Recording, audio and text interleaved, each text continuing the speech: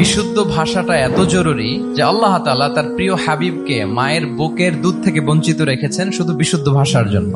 একজন মানুষ সর্বপ্রথম কোন জিনিসের প্রেমে পড়ে জানেন? কথার প্রেমে পড়ে। কথার ধরন, কণ্ঠস্বর, তার অ্যাটিটিউড, তার শব্দের জাদু, এটা মানুষের হৃদয়কে জয় করে ফেলে। তো রাসূল সাল্লাল্লাহু আলাইহি ওয়াসাল্লামের এই এলোকোয়েন্স ছিল। তিনি বলতেন আল্লাহ তাআলা আমাকে সর্বমর্ম বাচন ভঙ্গির অধিকারী করেছেন। মানে উনি যেটা বলতেন এটা ছিল very precise in wording but comprehensive in meaning. এটার যে দোতনা, এটার যে appeal to the heart of the people, to the heart of the listener, এটা অসাধারণ। মানুষের হৃদয়কে জয় করে ফেলতো। আল্লাহু আকবার। তিনি এমন ভাবে কথা বলতেন, কথার মাঝখানে মাঝখানে পজ দিতেন, মানে একটু থামতেন যাতে করে শ্রোতারা বুঝতে পারে। এত চমৎকার করে ওনার প্রেজেন্টেশন ছিল, বক্তব্য মালাগুলো ছিল, ফলে যারা শুনতেছে ইজিলি মুখস্থ করে ফেলতে পারত। রাসূল সাল্লাল্লাহু আলাইহি ওয়াসাল্লামের সবচাইতে বড় ভাষণটি ছিল বিদায় হজের ভাষণ, খুব সম্ভবত। ওই ভাষণের টেক্সট গুলোকে যদি একসাথে করা হয়, আমার মনে হয় 10 মিনিটের বেশি লাগবে না ওই টেক্সট গুলো পড়তে। তার মানে সবচাইতে বড় যে ভাষণ ওনার, ওটা কত ছিল? 10 থেকে 12 মিনিটের ভাষণ ছিল। আমরা তো ঘন্টার পর ঘন্টা বক্তব্য করি, তারপরেও তো আমরা মানুষের মনকে খুশি করতে পারি না। উনি সেই যে 1400 বছর আগে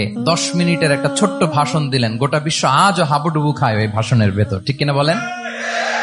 মাঝে মাঝে এমন আবেগ ঘন বক্তব্য উপস্থাপন করতেন, সাহাবারা অশ্রুসিক্ত হতো।